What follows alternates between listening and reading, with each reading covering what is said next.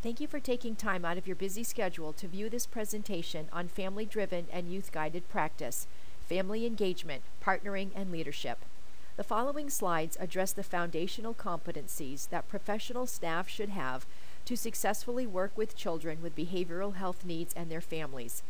A list of resources and references have also been provided. My name is Deb Davidson, and I am a Family and Community Support Specialist with NAMI New Hampshire, and I'm currently working on the Fast Forward System Transformation effort. I will be joined by Heidi Matthews Canton, who also holds a similar position. The New Hampshire Children's Behavioral Health Workforce Development Network is to build a sustainable infrastructure for the professional development of the children's behavioral health workforce based upon the core competencies and infused with the system of care core values and guiding principles. The need for New Hampshire to have an adequate workforce and an infrastructure to ensure that professional staff have access to professional development so they can successfully address the complex behavioral health needs of children and youth are concerns that have been raised over many years. In 2007, NAMI New Hampshire held family focus groups in New Hampshire and released the report titled Collecting Family Voices on Children's Mental Health. This report, like many that followed, represent a unified family voice that is one of frustration, with high staff turnover, inability to access professionals trained to provide the services and supports when needed, and often feeling unheard, alone, and unable to navigate a system that is fragmented and underfunded. The New Hampshire Children's Behavioral Health Core Competencies were developed in 2011 by a representation of diverse stakeholder groups, including child-serving community mental health providers, family organizations, state policymakers, and university staff. The goal was that the competencies would be the first step in developing a systematic and comprehensive human services development infrastructure. The competencies were developed using the system of care core values and principles as the foundation. There are 7 domains: family-driven and youth-guided practice, cultural and linguistic competence, childhood development and disorders, screening, assessment and referral, treatment planning, interventions and service delivery, systems knowledge and collaboration, and quality improvement. The competencies are organized for professional staff by levels of knowledge and skills in each domain. There are 3 levels: foundational, intermediary, and advanced. The levels are designed to identify the skill level of practitioners. They are fluid and not specifically tied to certain formal education and training or position titles. A copy of the report can be accessed, and a link is provided at the end of this presentation. This is one of a series of modules designed to support the development of core competencies in the children's behavioral health workforce. This specific module addresses the competencies of family-driven and youth-guided practice on a foundational level. We will look at the subdomains of engagement and partnering and leadership. The domain identifies the knowledge and skills required to promote a culture within an agency or organization that demonstrates in both clinical practices and administrative policy a deliberate, organized process to engage families, children, and youth at all levels in a meaningful way. All of the domains of the core competencies that will be presented in this series of modules will specify that services and supports are family-driven and youth-guided. Family-driven and youth-guided are core values of the System of Care framework, which originated over 20 years ago. This slide provides you with working definitions of the terms family-driven and youth-guided. Professional staff working in the field of children's behavioral health must possess an understanding of these terms, develop the knowledge and skills and embed them in their practice so they can effectively support the social and emotional development of children, youth, and their families. This is the foundational formula to engaging families on all levels: individual family work, policy, and community. Family-driven and youth-guided core values have informed the framework of the New Hampshire Children's Behavioral Health Plan that is driving the design of an integrated, comprehensive system of care here in New Hampshire. The last slide of this presentation provides links for more information about the plan. What do professionals need to know and embed in their practice to successfully engage and partner with families? See the family as the expert of their child. Regardless of the challenges the child and family face, professionals who see the family as the expert are more successful in meeting the needs of their child and family.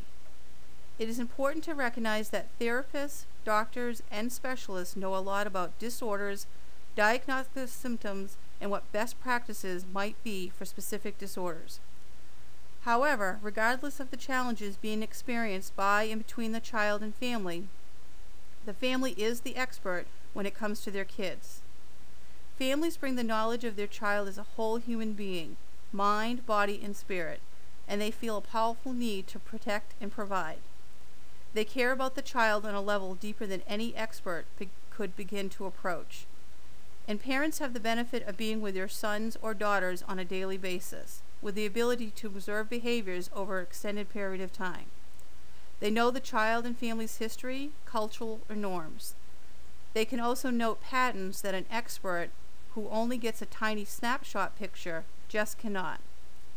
It is important that when a parent, family member shares a concern or questions treatment, that professionals take notice and listen. Engagement and partnering requires that professional staff work jointly with the child and family to set goals and the outcomes they desire for treatment. At times, the dreams and goals of the child and families may not seem realistic possibilities or options by the professional staff. However, when these are shared, it is critical that they are received respectfully and included in the discussion and final decision making. This will be a win-win, especially for the child. Even if professionals do not agree, respect and acknowledgement of the perspectives of the child and family about what is needed and what works best. Even when it contradicts traditional treatment models, maintained engagements, this approach then allows for more dialogue, sharing of science-based information to the youth and family to help them make informed decisions. Monitoring the service treatment plan with the child and family is a way that a team can successfully engage and partner with families. Can families and professional staff be equal partners? Yes, they can. However, there are often barriers that need to be overcome. Beliefs, attitudes, and fears of both youth, family, and professional staff are the barriers. When members of a youth team does not see that their role as an equal partner, it reflects a lopsided power base. This is a challenge that can be overcome. First, all partners need to be acknowledged that there is a common goal, the success of the child, and that each member of the team has an important role. Open, honest, and sensitive communication is a norm that must be established and be a common practice of each member of the team. Keep in mind that families do not know what they do not know, so providing relevant information and data to youth and their families will help them be informed and active participants in the discussion and decision-making related to interventions, service, and supports. Implementation of interventions have a high probability of success if the youth and family are part of the decision-making. As families say, nothing about us without us. A little prompt here. As professional staff, do you provide information and data as a common practice when discussing treatment interventions and modalities with youth and families? Another area is the right and responsibilities of all team members. Professional staff who ensure that the youth and family understand their rights and responsibilities in the treatment process, how to handle concerns, and in some cases grievances, will find that their partnerships are stronger. In the NAMI New Hampshire's Parents Meeting the Challenge programs, family members are educated on how to effectively address concerns and/or grievances in a direct and respectful way. This is not a skill that individuals inherently have but can be learned. Please remember, family members have not entered this world of behavioral health by choice. As one family member said, it's like being put on another planet, different language, roles, and rules. Family members are looking to partner with professionals to improve their lives of their sons and daughters. Each family, like each individual, has their own experiences and comes from different backgrounds. They bring to the treatment process their own cultural references. The child, family, and their community bring their own images, beliefs, and attitudes about the child with behavioral health needs and their family. Depending on the level of knowledge and awareness of the family and their community, there can be some challenges to overcome. Does the child, family, and community believe that treatment works? Do they know what serious emotional disorders are? How is the child with behavioral health needs viewed? Is the future of this child seen as hopeful? Does the child and family feel shame? Does the family feel blame? Isolated? Many questions to be answered, and the professional staff must be aware of the community's views, skilled to recognize, empathize, and help the family recognize and work through these negative beliefs and attitudes that will impact their child and his success. Peer support and education programs are available to family members to build confidence and help them acquire the knowledge and skills needed to be more effective in parenting a child with complex behavioral health needs. This type of education and support has been identified as a best practice. A listing of the organizations are at the end of the presentation to assist professional staff in connecting families with peer-run programs. The professional staff must work with the family to educate others in the community who may have contact with the child to understand that what they see are the symptoms of a disease that can be treated. What should inform services and supports? The strengths, competencies, and needs of the youth and family should inform the supports and services that are provided. Services and supports must be individualized. Professional staff who have knowledge of both formal and informal services and supports will be better prepared to meet the needs of children with complex behavioral health needs and their families. Building upon successes will help engage and motivate both the child and family to work through more complex challenges. As the saying goes, success breeds success. The competencies speak to building resiliency in the child and family, which research states that the overall outcome for children with behavioral health disorders will improve if they are able to build skills and acquire the knowledge to manage their illness and establish natural support systems. A child and family that experiences successes, even small ones, are more apt to stay engaged in the treatment process. Previous slides have spoken to engagement and partnering with the child and family as equal partners on their individual family team. Engagement and partnering also needs to occur on another level, in developing policy and informing practices in organizational and system change efforts.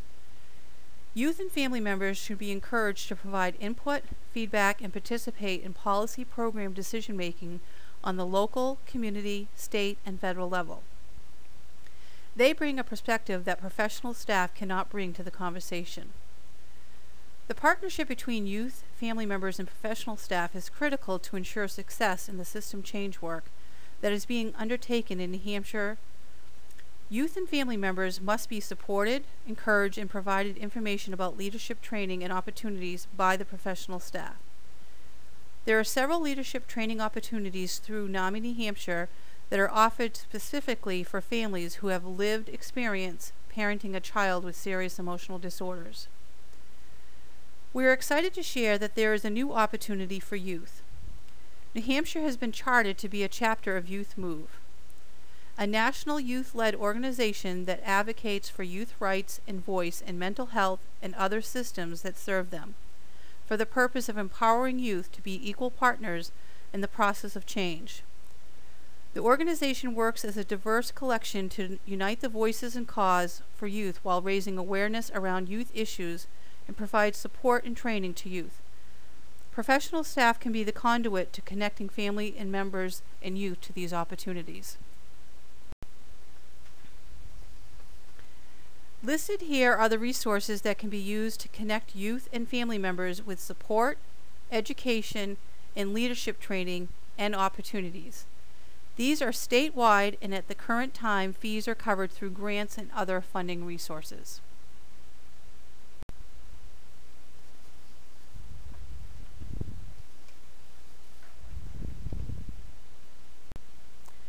Please feel free to contact us with any questions you may have related to this presentation and the information about how to contact with any of the family organizations in New Hampshire. Thank you for taking time today to view this presentation, and we hope it has provided you with helpful information.